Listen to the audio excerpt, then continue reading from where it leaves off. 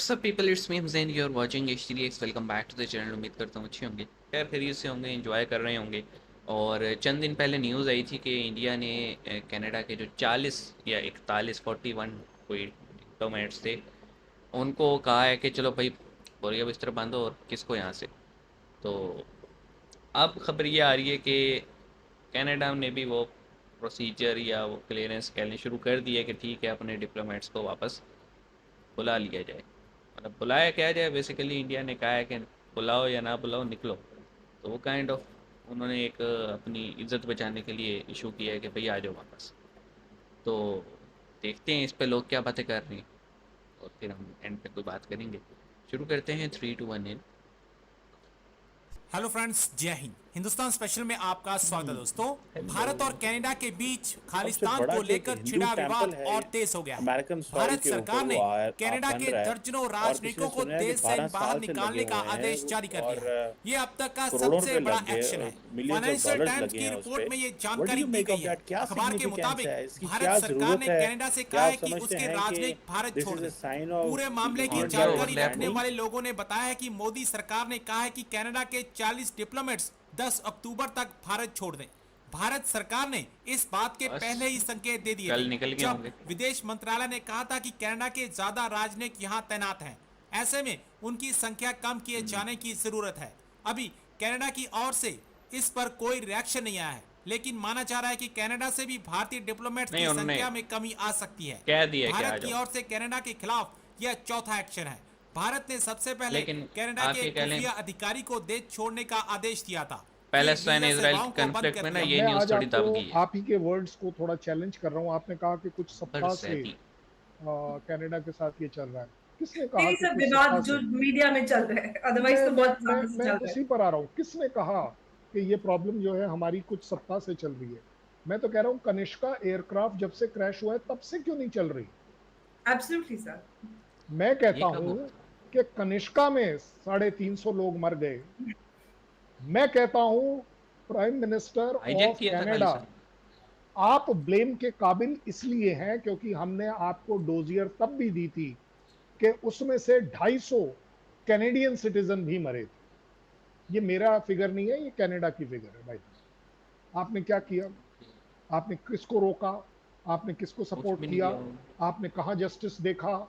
आपने कहा blame game देखी, दिखाई, या हमने करी? We could have also blamed you, लेकिन हमारा ह्यूमैनिटेरियन कंसर्न था कि 350 लोगों की जान गई है किसी एक टेररिस्ट ऑर्गेनाइजेशन की वजह से, जिसने क्लेम किया है कि वो कनाडा में है। अगर उसने ये क्लेम किया होता कि वो इंडिया में है तो शायद मैं ब्लेम अपने ऊपर ले लेता। उसने कहा होता कि अगर वो पाकिस्तान में है तो मैं पाकिस्तान को ब्लेम कर सकता था। पूरी दुनिया ने देखा ये जो 5 आई ये क्या कर रही थी तब। मैं ब्लेम नहीं कर रहा हूं उनको, मैं साइड लेने सो की रही बात है। कर रहा हूं। This is a wrong thing of the western countries कि आप जैसा आपको सूट करता है आप उस तरीके से काम कर रहे हैं। वैसा आई इंसाफ थिंक दिस करते इज हैं। Unfair on part of. ये बात इन्होंने लास्ट में बड़ी कमाल की कही कि जैसा उन्हें सूट करते हैं ना, वैसा ही मतलब क्या कहते हैं, ये एक्शन लेते हैं। अब आप देख लें कि अ, पिछले 30 साल अमेरिका जो है वो अफ़गानिस्तान में रहा, इराक़ में रहा, लेबनान में रहा और सीरिया में रहा। मतलब तबाही, मिडल ईस्ट को ना सिर्फ इंसानी जानों के हवालों से, मतलब लाखों लोग मारे गए और करोड़ों डिस्प्लेस हुए, लेकिन वो चलो वो सारी चीज़ें साइड पे, जो रिच कल्चर था और सिविलाइजेशन थी एंशियंट, और जो साइट्स थी आर्कियोलॉजिकल, वो डिस्ट्रॉय हुई क्योंकि बॉम्बिंग हो रही थी धड़ाधड़। और यही चीज़ है कि आप इसराइल को देख लें कि 1949 में इसराइल का लैंड कितना था और किस तरह से सेटलमेंट्स बनती गई पैलेस्टाइन के लैंड को ग्रैब करते करते करते, और फिर अब जो है ना वो कितना रह गया है। मतलब अब तो ये भी कहा जाता है कि भाई पूरा चलो ना दो, वो जो 67 का बॉर्डर था गज़ा और वेस्ट बैंक का, वही हमें दे दो, उसी को ही 2 स्टेट फार्मूला कहा जाता है। लेकिन बात यहाँ पे पैलेस्टीनियों की भी गलत है यार। देखो, जिस पे जुल्म होता है ना वो कभी दूसरों के बच्चे नहीं मारता। ये मेरा पर्सनल एक ओपिनियन है। अगर आपके साथ कोई ज़्यादती हुई हो ना और आप उस दर से गुजरे हो तो आप दूसरों के बच्चे नहीं मारेंगे।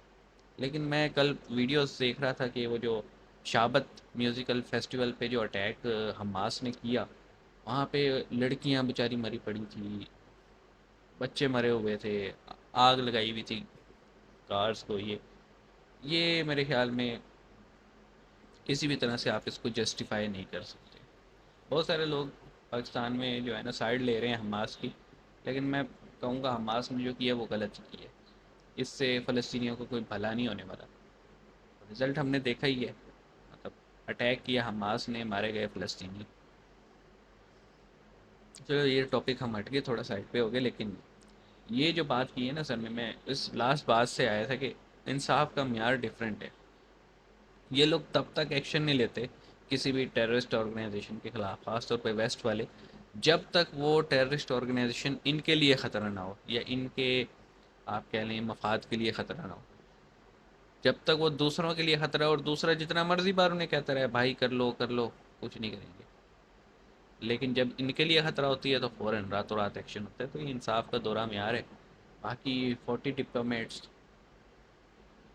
मैं देख रहा था वो इनिशिएट कर दिया था प्रोसेस कनाडा ने, अब तक हो गए होंगे। जब आप ये वीडियो देख रहे हैं ना वो चले गए होंगे इस वक्त इंडिया से। तो आप क्या कहेंगे इस बारे में? कमेंट सेक्शन में बताइएगा। मिलेंगे, अपना ख्याल रखिएगा। सी यू गाइस।